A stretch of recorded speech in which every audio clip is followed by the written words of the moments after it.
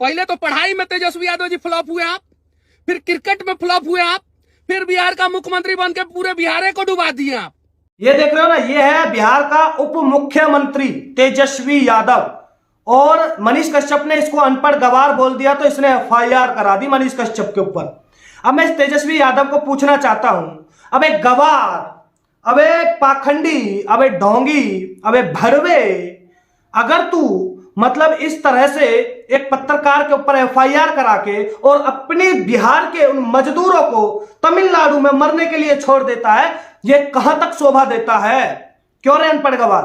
अब सही बात है ना, 9वीं फेल तू है, इसमें कोई संदेह नहीं है। और तेरा बाप जो लालू यादव है वो तेरे को नहीं पढ़ा पाया और तेरे बस की नहीं रहा 9वीं क्लास निकलना भी, तो फिर सीधी सी बात है, अब तेरे को अनपढ़ गवार कहा ही जाएगा उसके द्वारा। और उसने ये बोल भी दिया तो तेरे मिर्ची कैसे लग गई? क्योंकि तू हुआ 9वीं फेल है, और तू उसे तमिलनाडु के मुख्यमंत्री के साथ जाकर केक काट रहा है, वहां पर तू मजे लूट रहा है और अपने बिहार के मजदूरों को वहां पे पिटवा रहा है। ये कहां तक शोभा देता है? और कौन कहता है कि ये फेक न्यूज है, ये फेक अफवाह मतलब फैलाई जा रही है, अफवाहें फैलाई जा रही हैं? मतलब सीधी सी बात है, मतलब उन मजदूरों को मरने को छोड़ दो लेकिन कोई खबर ना दिखाओ इनकी तरफ से, है? और एफआईआर करवा के तुम उस अकेले लड़के को घेर के आखिरकार क्या साबित करना चाहते हो?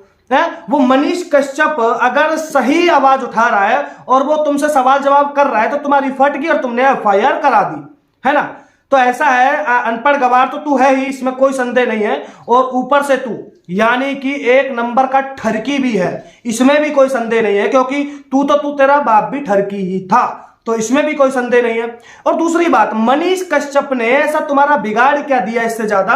और कौन से तुम्हारी आपस की जो दुश्मनी है उसे तुम निकाल रहे हो भाई यहाँ पे?